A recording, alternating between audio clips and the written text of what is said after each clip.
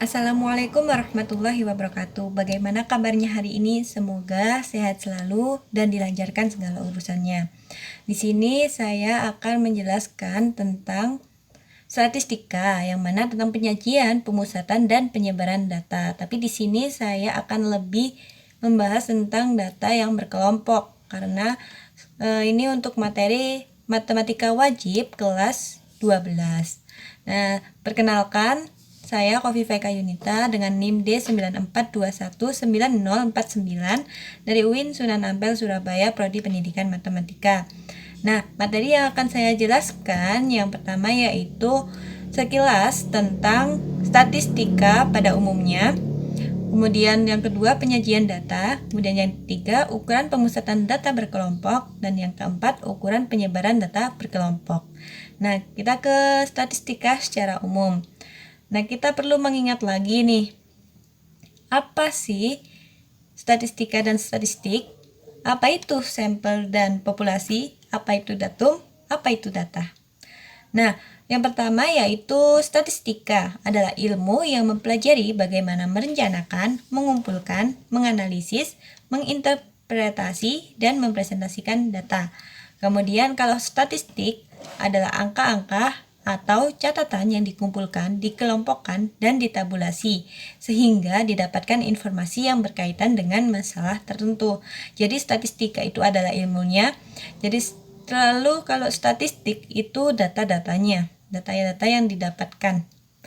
Kemudian dari populasi adalah sekumpulan objek yang akan diamati. Kalau sampel adalah bagian dari populasi yang benar-benar diamati. Jadi sebagian dari populasi.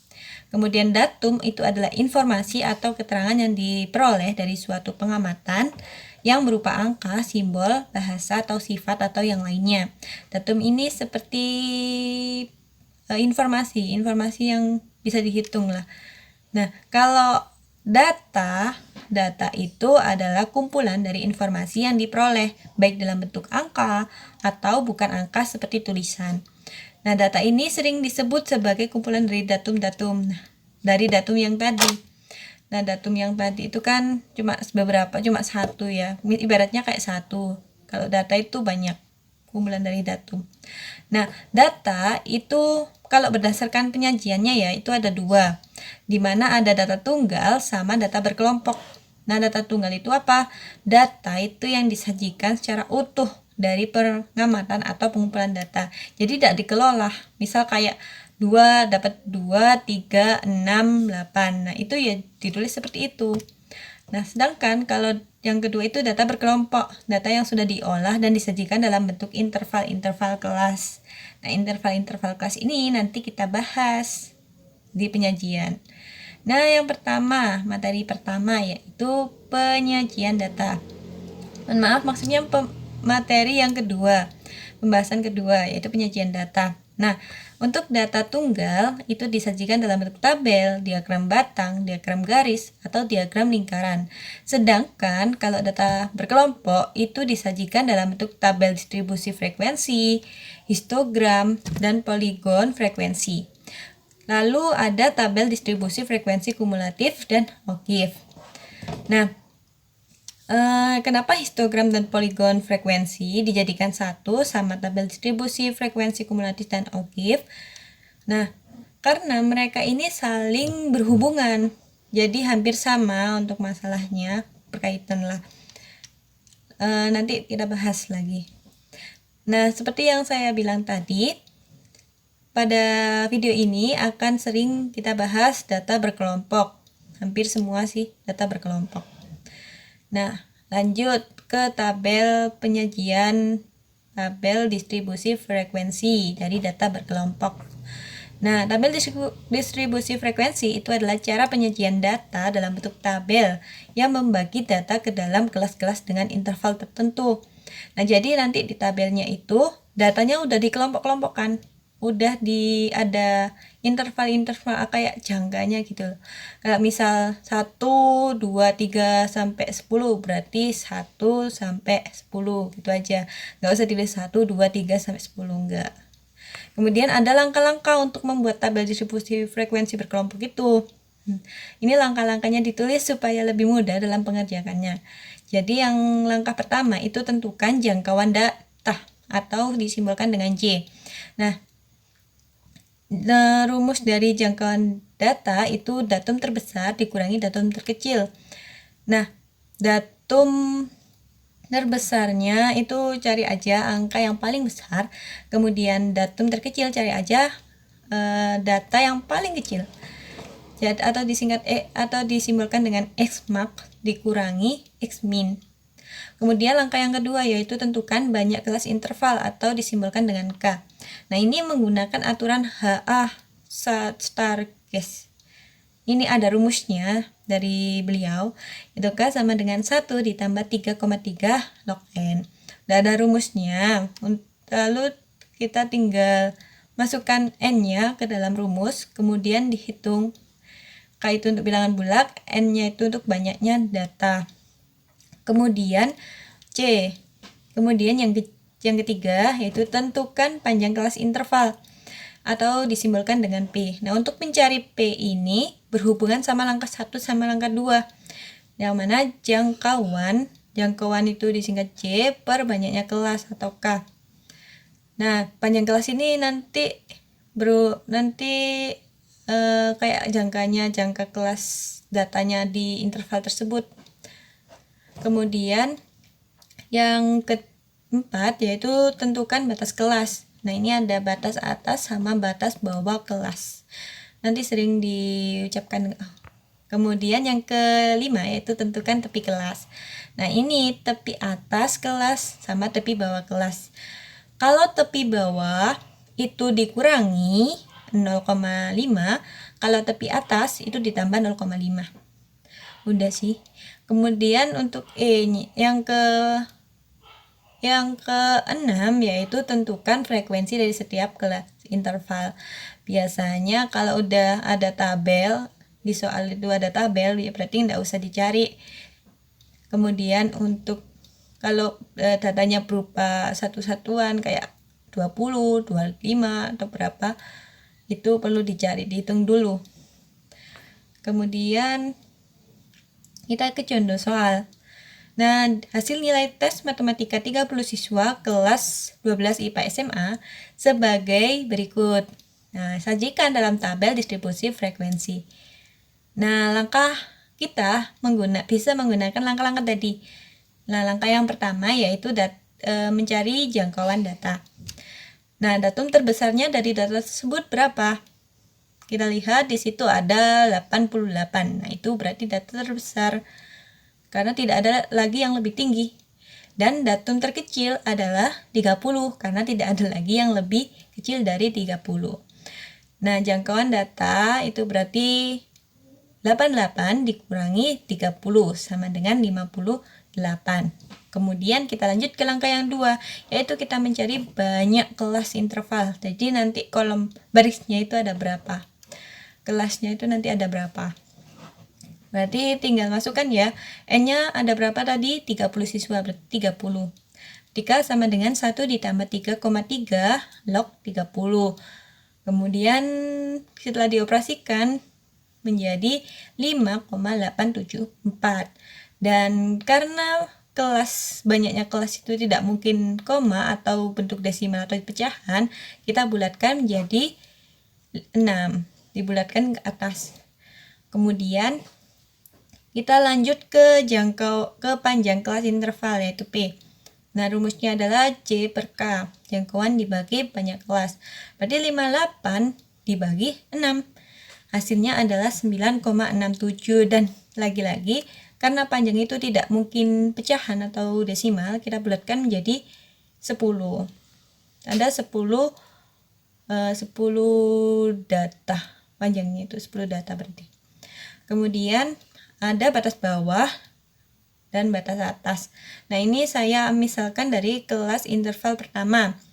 Nah, kalau dari kelas interval pertama, datum terkecilnya adalah 30. Kalau batas atasnya adalah 30 ditambah P itu panjangnya tadi 10, dikurangi 1. Ya 30 ditambah 10 dikurangi 1 sama dengan 39. Nah, itu untuk panjang kelas dari interval pertama. Berarti kalau interval selanjutnya, ya setelahnya 39, untuk interval kelas kedua loh ya, itu 40. 40, terus untuk cari batas atasnya dari interval kedua ya pakai cara yang interval 1 tadi. Dan begitu seterusnya sampai kelas ke-6. Kemudian kita cari batas tepi bawah kelas interval 1. Tadi batas tepi bawah itu dikurangi. Nah, kalau interval pertama itu 30 dikurangi 6,5, jadi sama dengan 29,5.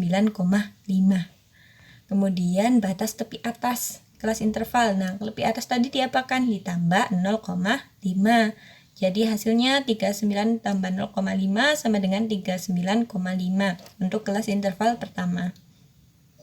Nah, setelah itu kita menentukan frekuensi. Ini tinggal menghitung sih. Kalau misal jaraknya misal dari batas 30 sampai 39 itu ada berapa data. Nanti ditulis di frekuensinya. Nah, ini rumus ini, cara ini untuk bisa ya berlaku untuk kelas interval yang 2, 3, 4 sampai 6. Tidak hanya satu aja. Sehingga kita tulis lagi yang kita cari tadi sehingga menjadi seperti ini. Biar tidak lupa. Jadi diperoleh tabel seperti ini. Jadi batas tepi kelas 29,5 sampai 39,5, 39,5 sampai 49,5 dan seterusnya. Untuk frekuensinya sudah dihitung tadi. Lalu kita lanjut ke materi selanjutnya, penyajian data per kelompok yang selanjutnya, yaitu histogram dan poligon frekuensi. Nah, histogram adalah penyajian distribusi frekuensi menggunakan diagram batang tegak. Nah, dia diagramnya itu, batangnya itu tegak. Lalu untuk sumbu datarnya atau sumbu yang di bawah, itu menyatakan kelas-kelas interval. Jadi intervalnya itu nanti ada di bawahnya. Kemudian untuk sumbu tegaknya itu menyatakan frekuensi atau banyaknya data. Bukan sih, banyaknya data di setiap interval, di kelas interval. Kemudian yang poligon frekuensi itu adalah penyajian distribusi frekuensi dengan menghubungkan titik tengah kelas interval dengan suatu titik. Jadi untuk poligon frekuensi ini kita perlu mencari titik tengah kelas interval biar bisa menghubungkan titik-titiknya dengan garis. Nah, untuk mencari titik tengah kelas interval itu ada rumusnya, yang mana rumusnya adalah batas bawah ditambah batas atas untuk masing-masing kelas interval ya. Batas bawah interval 1 berapa, batas atas interval 1 itu berapa, dan jumlah dibagi 2. Untuk lebih paham kita pakai contoh soal. Nah, gambarlah histogram dan poligon frekuensi dari tabel distribusi frekuensi dari sebelumnya. Tadi kan tabel distribusi frekuensinya seperti ini. Nah, kita perlu cari apa berarti? Kita perlu cari XI atau nilai tengah dari masing-masing kelas interval. Tapi di sini saya pakai titik tengah kelas interval pertama saja. Jadi batas bawahnya itu ada 30, batas atasnya 39, terus dibagi 2, sehingga hasilnya adalah 34,5. Jadi diperoleh tabel distribusi frekuensi seperti ini. Titik tengahnya itu bisa dicari dengan cara yang sama kayak di tengah kelas interval pertama.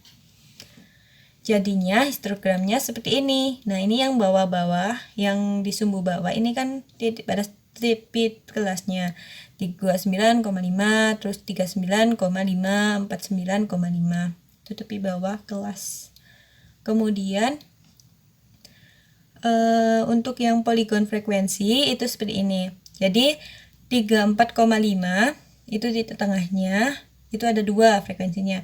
Terus 44,5 itu frekuensinya ada 4. Dan seterusnya, kemudian dihubungkan oleh garis-garis sehingga membentuk seperti diagram garis. Tapi beda di sumbunya. Kalau ini sumbunya kan titik tengah kelas. Nah, kita lanjut ke materi penyajian data berkelompok yang ketiga, yaitu tabel distribusi frekuensi kumulatif dan OGIF. Nah, tabel distribusi frekuensi kumulatif ini biasanya diperoleh dari tabel distribusi frekuensi biasa. Cuma yang frekuensinya itu dijumlahkan satu-satu. Jadi frekuensi kelas pertama dijumlah frekuensi kelas kedua dan seterusnya sampai kelasnya habis, sampai kelas intervalnya yang terakhir. Jadi tabel distribusi frekuensi kumulatif itu ada dua macam, yaitu yang pertama distribusi frekuensi kumulatif kurang dari. Nah, ini diambil dari tepi atas kelas menggunakan tepi atas kelas. Jadi berapa sih datum, maksudnya datum yang di bawah tepi atas kelas, maksudnya kurang dari tepi atas kelas. Lalu untuk yang distribusi frekuensi kumulatif lebih dari, itu menggunakan tepi bawah kelas. Jadi ada berapa sih datum yang lebih dari tepi bawah kelas? Nah, biasanya kalau distribusi frekuensi kumulatif kurang dari itu dihitungnya dari atas, kayak dari kelas interval pertama, itu biar lebih mudah. Kalau yang lebih dari itu dihitungnya mulai dari bawah, karena kan kalau misal yang paling bawah itu berapa ya, pasti kan yang lebih besar dari tepi bawah kelas kan cuma frekuensi dari kelas interval itu aja gitu. Kemudian untuk lebih pahamnya kita ke soal aja ya nanti. Kemudian ini ada OGIF, adalah grafik dari tabel distribusi frekuensi kumulatif. Nah, ini berupa kurva yang berbentuk poligon, tapi diambil dari tabel yang berbeda. Berbentuk poligon frekuensi kumulatif kurang dari atau lebih dari. Kalau frekuensi kumulatif kurang dari itu akan membentuk OGIF positif. Kalau lebih dari itu akan membentuk OGIF negatif. Nah, contoh soalnya yaitu adalah gambarlah tabel distribusi frekuensi kumulatif kurang dari dan lebih dari. Besar OGIF-nya itu beserta OGIF-nya positif dan negatif dari data nilai tes matematika 30 siswa kelas 12 IPA SMA. Nah, ini datanya ditampilkan berupa tabel. Seperti ini. Ya, ini. Ini tabelnya. Jadi, tabel distribusi frekuensi kumulatif kurang dari itu seperti ini. Jadi, kalau nilai ini kolom nilai kurang dari 39,5. Berapa sih frekuensi kumulatif dari kelas dari nilai 39,5? Ada berapa? Ada 2 kan. Kemudian kalau frekuensi kumulatif dari nilai 4,5 dikurang dari sama dengan 49,5, ada berapa? Kan 2 ditambah 4 sama dengan 6. Dan begitu seterusnya. Terus kalau misal yang paling bawah ya, ada berapa sih frekuensi kumulatif dari yang kurang dari 89,5? Ada berapa berarti? 1 tambah 5 tambah 10 tambah 8 tambah 4 tambah 2 atau 29 tambah 1 sama dengan 30. Nah, itu untuk tabel distribusi frekuensi kumulatif kurang dari. Kalau yang lebih dari itu dimulai dari bawah enaknya, karena kan frekuensi kumulatif yang lebih dari 79,5 itu ada berapa ya? Cuma 1. Kemudian kalau frekuensi kumulatif lebih dari 69,5 ada berapa? Ya 5 tambah 1 berarti 6. Dan begitu seterusnya sampai yang balik lagi ke atas, yang nilai frekuensi kumulatif yang lebih besar dari 29,5 adalah 2 tambah 4 tambah 8 tambah 10 tambah 5 tambah 1, yaitu 30. Jadi seperti ini tabel distribusi frekuensi kumulatif lebih dari. Kemudian kita bisa lanjut ke bentuknya, ke OGIF-nya. Nah, dari tabel distribusi frekuensi kumulatif ini kumulatif kurang dari itu bisa membentuk ogive grafiknya. Nah, grafiknya ogive apa? Ogive yang positif karena kurvanya naik, makanya dia disebut ogive positif. Nah, untuk ya misal 39,5, nah itu frekuensi kumulatifnya adalah 2, 49,5, 6, 59,5 adalah 14, gitu seterusnya.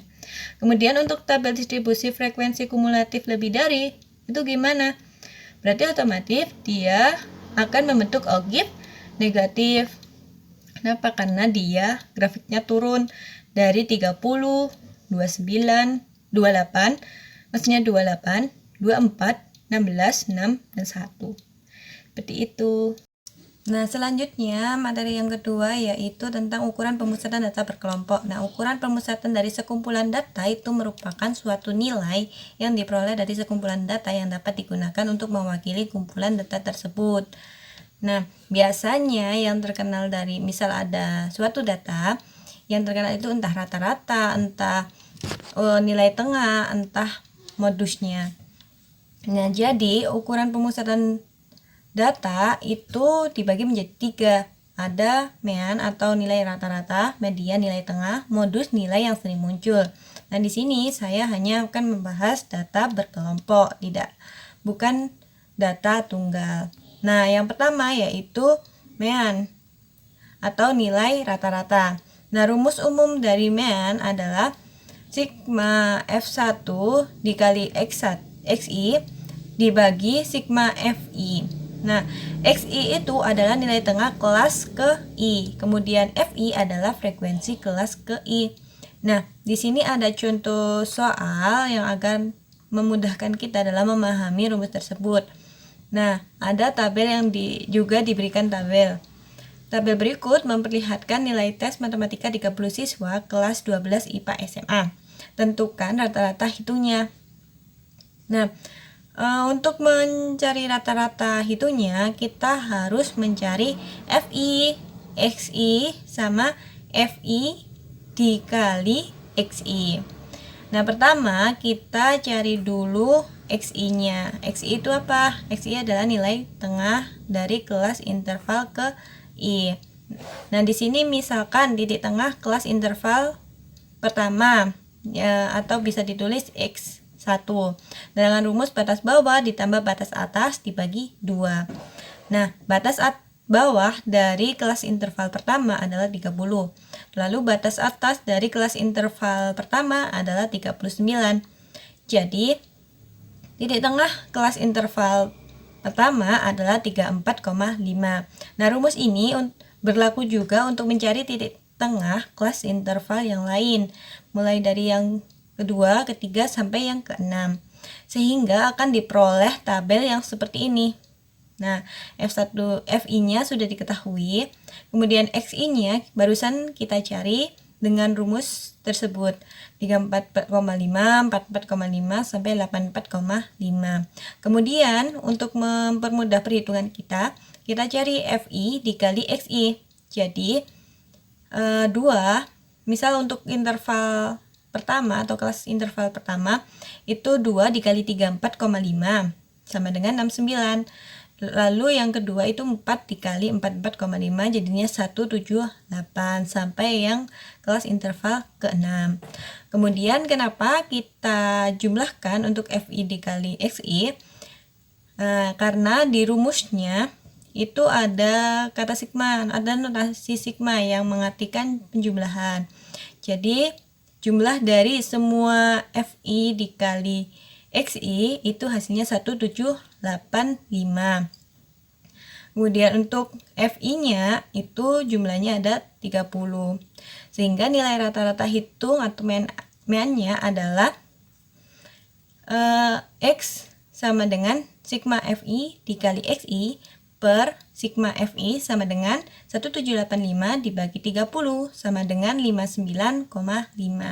Jadi itu rata-rata dari data tersebut.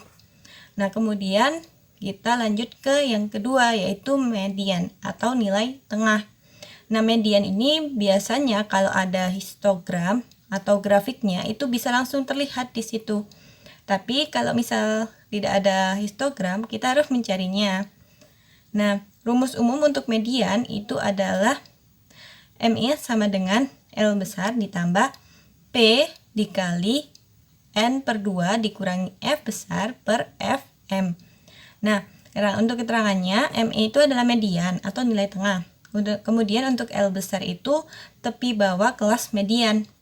Nah, untuk P-nya sendiri itu adalah panjang kelas interval. Kemudian N-nya itu banyak data, F itu adalah frekuensi kumulatif tepat sebelum kelas median. Jadi misal ada frekuensi kumulatif di kelas median. Nah, berarti F besar itu adalah sebelumnya. Di kelas sebelum kelas median. Kemudian FM itu frekuensi dari kelas median. Nah, kalau lihat dari rumusnya aja pasti sedikit bingung. Jadi kita langsung saja ke contoh soal biar lebih mudah untuk memahaminya. Nah, ada tabel berikut. Tentukan nilai tengahnya atau mediannya. Nah, pertama kita tulis dulu rumus mediannya itu apa aja. Kita perlu cari apa aja. Kita perlu cari L besar, kita perlu cari P, perlu cari N, perlu cari F besar, perlu cari FM. Nah, untuk lebih mudahnya, untuk N per 2 itu kita langsung aja cari sebelum dimasukkan ke rumus. Jadi N per 2 itu berapa? Seperti itu. Nah, dari tabel tabel yang ada di soal, kita bisa nuliskan dulu frekuensi kumulatif kurang dari. Jadi 2 untuk kelas interval pertama itu 2 kan. Untuk interval kedua berarti 2 tambah 4 6. Kemudian untuk interval ketiga 2 tambah 4 tambah 8 14. Dan seterusnya sampai yang ke bawah, yang paling bawah itu 30. Nah, yang pertama banyak datanya berapa? 30. Karena dari jumlah frekuensinya. Kemudian letak median berada pada datum keberapa? Nah, ke N per 2. Nah, N per 2 itu menunjukkan letak mediannya. Nah, N-nya itu 30 dibagi 2 sama dengan 15. Berarti letak mediannya itu berada di datum ke-15. Nah, datum ke-15 itu di mana? Kalau dilihat dari tabel, datum ke-14 itu ada di kelas interval ketiga. Nah, otomatis datum ke-15 itu berada di setelahnya, di kelas interval setelahnya, yaitu di kelas interval 60 sampai 69. Nah, berarti kan letak median berada di antara data 15 sampai ke 24. Ada di kelas interval ke-6, yaitu 60 sampai 69. Nah, ini di kotak merah. Kemudian kita cari tepi bawah kelas median. Nah, tadi untuk mencari tepi bawah kelas dikurangi 0,5. Nah, kelas mediannya itu adalah 60. Tepi batas bawahnya kan 60. Nah, terus dikurangi 0,5. Jadi 59,5. Kemudian setelah itu kita cari apa? Kita cari panjang. Panjang intervalnya adalah sama dengan 10. Nah, tadi ngitungnya adalah 60, 61, 62, 63, 64, 65, 66, 67, 68, 69. Ada 10. Ngitungnya mulai dari 60, bukan 69 dikurangi 60. Lalu kita cari F besar atau frekuensi kumulatif tepat sebelum kelas median, atau F besar sama dengan berapa? Nah, di atasnya 24 itu ada berapa? Ada 14. Nah, itu berarti frekuensi F besarnya. Kemudian untuk FM. FM itu apa? FM itu frekuensi kelas median. Nah, frekuensi kelas mediannya itu berapa? Yang ada di kotak merah itu frekuensinya berapa? 10. Jadi, seperti itu. Semua unsur untuk rumus median sudah terpenuhi semua. Tinggal kita substitusikan ke rumusnya. Nah, ini rumusnya. Nah, yang di kotak kuning itu adalah kelas median. Kita tulis dulu semua unsurnya, lalu kita masukkan ke dalam rumusnya. Sehingga 59,5 ditambah 10 dalam kurung 15 dikurangi 14 per 10. Nah, jadinya seperti ini. 59,5 ditambah 10 per 10. Jadinya 59,5 ditambah 1 sama dengan 60,5. Jadi median dari data tersebut yaitu 60,5. Nah, kemudian kita lanjut ke yang ketiga yaitu modus. Nah, modus itu adalah kejadian yang paling banyak terjadi atau paling banyak muncul. Nah, kita sering dengar itu sih, modus itu data yang paling sering muncul. Nah, rumusnya kalau untuk data berkelompok itu yaitu MO sama dengan L besar ditambah P dikali dalam kurung D1 per D1 ditambah D2. Seperti pada video. Nah, untuk keterangannya M0 itu sama dengan modus. Mohon maaf, itu ada kesalahan tulis, harusnya M0 sama dengan modus. Kemudian L-nya itu tepi bawah kelas modus. Nah, kalau untuk cari modus, L-nya itu tepi bawah kelas modus. Kalau tadi kan median itu tepi bawah kelas median. Nah, tepi bawah kelas modus. Kelasnya itu kelas dengan frekuensi terbesar. Buat cari kelasnya itu lebih mudah yang modus karena lihat aja mana yang frekuensinya paling besar. Kemudian P itu tetap panjang kelas interval. Kemudian ini ada D1 sama D2. Kalau D1 itu selisih antara frekuensi kelas modus dan frekuensi tepat satu kelas sebelum kelas modus. Berarti kalau di tabel itu di atasnya. Berarti frekuensi kelas modus dikurangi frekuensi yang sebelumnya. Kemudian kalau D2 itu selisih antara frekuensi kelas modus dan frekuensi tepat satu kelas sesudah kelas modus. Berarti kalau dari tabeliku frekuensi kelas modus dikurangi frekuensi kelas di bawahnya. Nah, untuk lebih mudah memahami, kita langsung ke contoh soal. Nah, untuk datanya itu sebenarnya sama. Cuma bedanya tentukan modus dari data berikut. Nah, diberikan lagi tabelnya agar lebih mudah. Nah, untuk kelas median, untuk kelas modusnya. Nah, kelas modusnya itu yang mana? Cari frekuensi yang terbesar. Nah, frekuensi yang terbesar berada di kelas interval 60 dikurangi 69. Udah langsung ketemu kan kelas modusnya.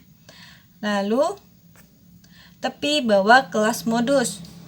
Berarti tepi kelas bawah kelas modusnya itu berapa? L sama dengan 60 itu batas bawah dikurangi 0,5 sama dengan 59,5. Kemudian cari panjang intervalnya seperti cara yang tadi. Panjang intervalnya sama dengan 10. Kemudian D1-nya. Nah, frekuensi kelas modus itu 10 dikurangi atasnya berapa? 8. Berarti 10 dikurangi 8 sama dengan 2. Kemudian untuk D2-nya itu 10 dikurangi bawahnya yaitu 5. Berarti 10 kurangi 5 sama dengan 5. Kemudian kita tulis rumusnya yaitu M0 sama dengan L ditambah P dikali dalam kurung D1 per D1 ditambah D2. Nah, L kita masukkan semua, kita substitusikan semua yang kita cari ke dalam rumus sehingga menjadi seperti ini. Nah, kita operasikan jadinya 59,5 ditambah 2,86 menghasilkan 62,36. Berarti modus dari data tersebut, data berkelompok tersebut adalah 62,36. Nah, materi selanjutnya atau materi yang terakhir yaitu ukuran penyebaran data. Nah, ukuran penyebaran data adalah suatu ukuran yang menyatakan seberapa besar nilai data berbeda atau bervariasi dengan nilai ukuran pusatnya, atau seberapa besar penyimpangan nilai-nilai data dengan nilai pusatnya. Nah, poin di sini itu adalah nilai-nilai, seberapa besar nilai-nilai data berbeda atau bervariasi sama penyimpangan nilai-nilai data. Nah, jadi ukuran penyebaran data ini kita akan mempelajari simpangan rata-rata, ragam atau varians, sama simpangan baku atau standar deviasi dari data kelompok atau data berkelompok. Nah, ini kita khusus mempelajari data berkelompok. Kemudian yang pertama yaitu simpangan rata-rata. Nah, rumus dari simpangan rata-rata dari data berkelompok adalah SR sama dengan sigma dari FI dikali mutlak dari XI dikurangi X rata-rata per sigma dari FI. Nah, SR itu adalah simbol dari simpangan rata-rata, kemudian X ada garisnya di atas itu mean atau nilai rata-rata, kemudian XI itu nilai tengah kelas ke I, kemudian FI itu adalah frekuensi kelas ke I. Nah, ada langsung contoh soal nih. Tentukan simpangan rata-rata dari data yang ada pada tabel. Nah, kita tulis dulu rumusnya. Kita perlu cari apa aja. Nah, di sini kita perlu mencari FI-nya. Oh, FI-nya sudah ada tadi di soal. Kemudian kita cari XI. Kemudian kita cari X yang ada garisnya atau rata-rata. Kita cari rata-ratanya. Kemudian biar lebih mempermudah perhitungan, kita buat aja tabel yang berisi mutlak XI dikurangi rata-rata. Kemudian di kolom selanjutnya itu FI dikali mutlak dari XI dikurangi rata-rata. Nah, sebelum buat tabel, kita cari dulu aja apa rata-ratanya. Nah, gimana kita cari rata-ratanya? Kita cari dulu berarti XI dikali XI. Seperti sebelumnya, seperti materi sebelumnya, berarti kita dapat 2 dikali 3 4,5, 4 dikali 4 4,5 dan seterusnya. Sehingga FI berarti sehingga total dari FI dikali XI itu adalah 1785. Sehingga didapat rata-ratanya adalah 1785 dibagi 30 sama dengan 59,5. Nah, setelah kita tahu rata-ratanya, kita bisa menghitung nih yang ada di dalam mutlak. Sehingga didapat seperti ini. Nah, XI dikurangi X. Nah, untuk misalnya ini untuk interval yang pertama. Dari mutlak dari 4,5 dikurangi 59,5. Itu sama dengan 25. Mengapa bukan negatif 25? Padahal kan 34,5 dikurangi 59,5 itu negatif 25. Nah, karena di sini ada tanda mutlak yang berarti harga hasilnya itu selalu positif, sehingga jadi 25. Nah, untuk cara penghitungan yang kelas interval yang sampai 6 itu sama seperti yang interval yang pertama. Tinggal dikurangkan sama rata-ratanya.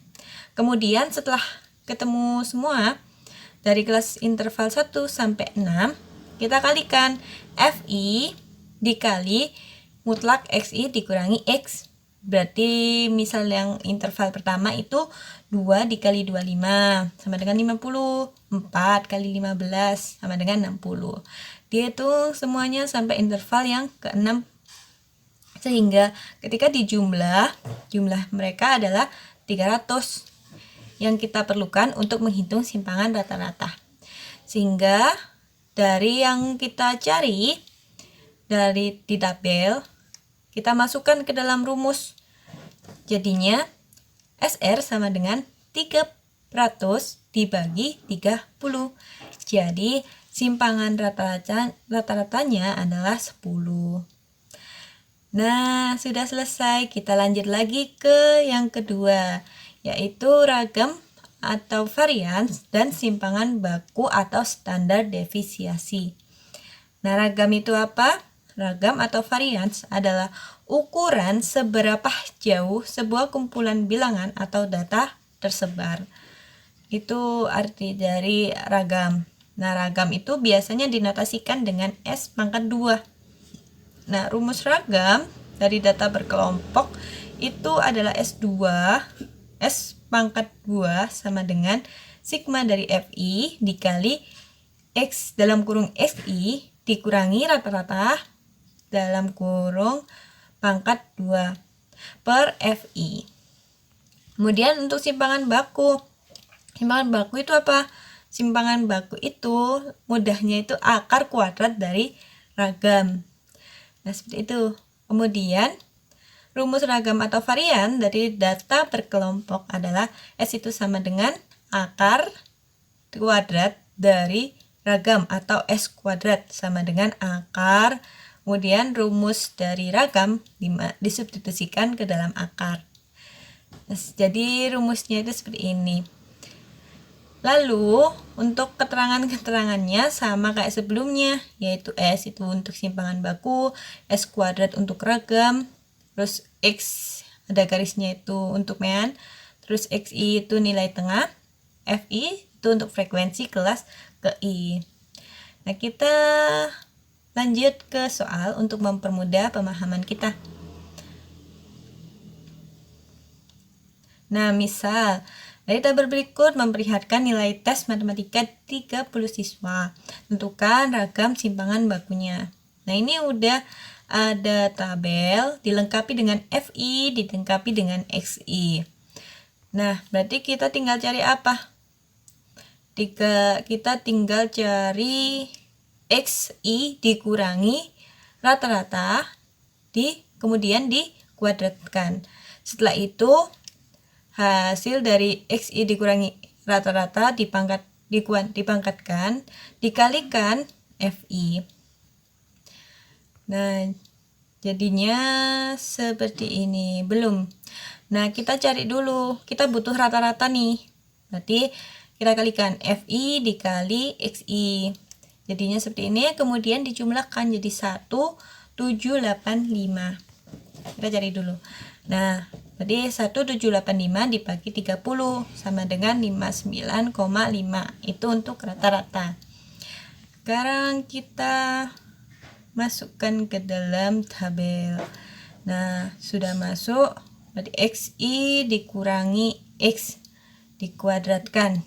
Berarti XI-nya untuk interval kelas pertama, yaitu XI-nya 34,5 dikurangi rata-ratanya itu di berapa? 59,5. Kemudian dikuadratkan. Nah, 34,5 dikurangi 59,5 itu adalah negatif 25. Nah, negatif 25 ketika dikuadratkan itu hasilnya 625. Kemudian yang bawah juga gitu. XI untuk X2 itu kan 44,5 dikurangi rata-ratanya 59,5 kemudian dikuadratkan. Hasilnya itu adalah negatif 15 kemudian dikuadratkan, hasilnya positif yaitu 225 dan begitu sampai interval yang ke-6.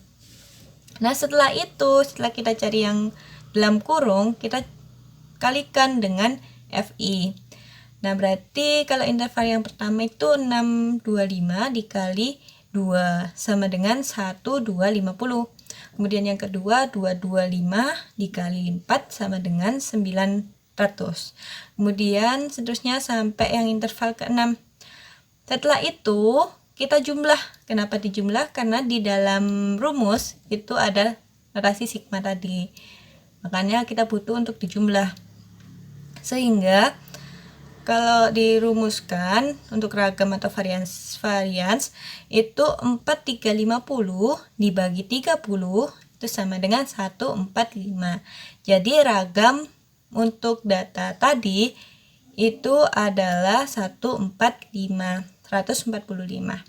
Kemudian kita perlu cari simpangan baku. Nah, simpangan baku tadi itu apa? Bahan baku tadi itu akar dari ragam. Akar kuadrat dari ragam. Berarti sebenarnya tinggal kita akarkan sih. Kan tadi udah ketemu ragamnya 145. Berarti akar dari 145 sama dengan 12,04. Itu untuk simpangan baku dari data tersebut. Nah, sekian dari saya. Terima kasih sudah menonton dan terima kasih untuk perhatiannya. Wassalamualaikum warahmatullahi wabarakatuh.